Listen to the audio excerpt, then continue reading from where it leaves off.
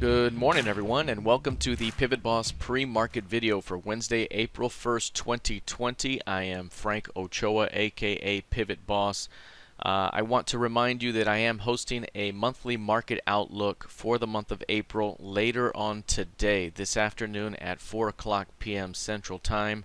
Everyone is welcome to join. Please join me at pivotboss.ecofin.co. You can see the URL there at the top.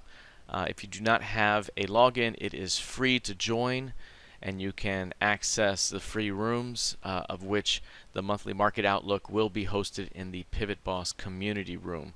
So please join later on. At that time, I'm going to be talking not only directional conviction here moving forward, but also how to spot the long-term bottom that we need to look for. Also, I'll be talking about different stocks that will be good to likely get a quicker bounce than others that may have good long-term potential, and also stocks that may be headed much lower. So again, we'll be talking about various concepts here for the monthly market outlook in April. Please join me later on at 4 o'clock at the pivotboss.ecofin.co room. Alright, let's take a look here at the ES. You'll notice right now we're getting a downside push. One thing we talked about before was the narrow range here.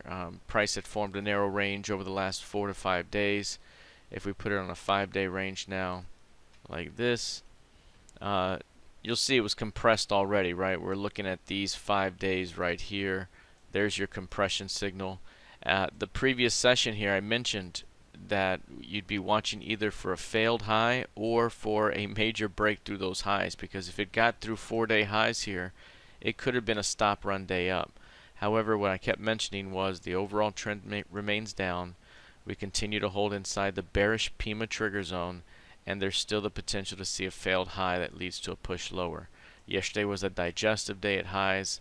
After failing to hold above the previous session's high and close, we did not quite get back to the midpoint until today, where we pushed through that midpoint and are now approaching the previous low. We could easily get back to these lows here. Call it right around the 20. Let's see, these recent lows, 24.45. The recent lows over here for the actual range is about 2400. So we could easily get back toward those 2400 lows of the multiple day range and then bounce right back up. But if we break to the downside, that would be tremendous, because we're easily going to take out the March lows, and that's where we could be looking for some sort of trap for a bounce back to the recent high here. So again, there's going to be many ways to go about this, but right now things are trending lower. We have formed a very narrow compression in the 15-minute time frame over the last few hours that is attempting to break to the downside right now. So again, if there is a downside break through 2470, that could open up a move back toward 2400. Alright, let's take a look now at the NQ. The NQ right now is trading lower as well, but this one had a more defined rejection in the previous session. You'll see here 4-day highs, 4-day lows, very narrow. The 5-day range narrow in general, and price pushed to the upside, broke through the upside by at least 100 handles, and came just shy of hitting 8K. And right at 8K is where the thing turned down and threw off a bearish tail. Now you don't see a signal here like you would normally would, but this because the range for the day was very small compared to average here, and typically we want something at least average, if not much greater than average size.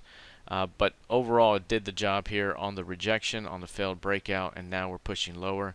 Again, similar to the ES, we could come down here to the bottom of the multiple day range. That would be 7310. 7310 would be the low there.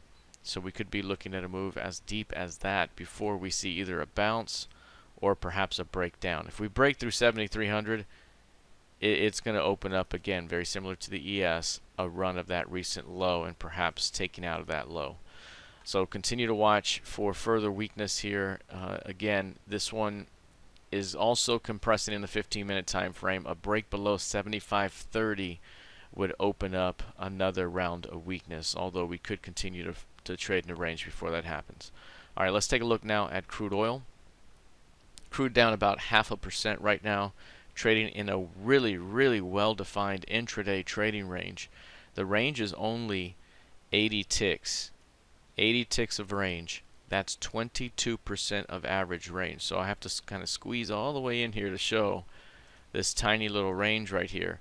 But if you look at the intraday time frame, either the 1 minute chart or the 512 tick chart, whatever you're looking at there, 1000 volume bar chart, you're going to see very fluid price action back and forth between 20 even and 2080.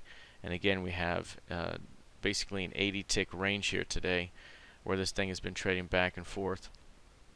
And again, at some point here we could be looking at a major breakdown or a break to the upside here.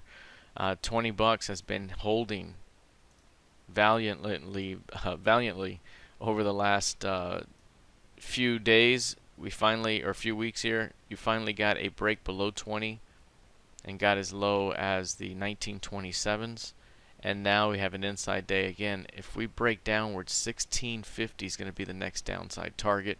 If this thing, as it continues to coil and compress right around that 2050 level, if it breaks to the upside, we have a quick move back to 2440. All right, let's take a look now at gold futures. This one's up marginally right now.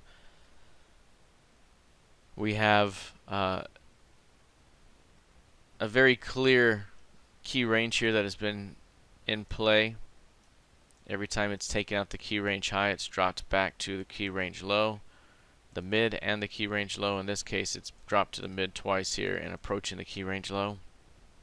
We now have an impulse move from here up, and that could be the new key range as well, a larger key range. But at the moment, again, as I mentioned in the trading room here a few days back, this pullback here into the pivot range to start April could be a bounce play back up towards 1700. And if this thing really sees a rejection down here, it wouldn't surprise me to get a move to the R25 pivot for the month, which is 1767. So again, this is going to be a very important zone right here. Can it continue to hold this area of 1565 to 1575? If so, we may get a bounce back up toward the recent highs. Failure to hold it opens up the recent low of 1450 to 1460. All right, that is it for now. Good luck today, and I'll see you in the trading room. Take care.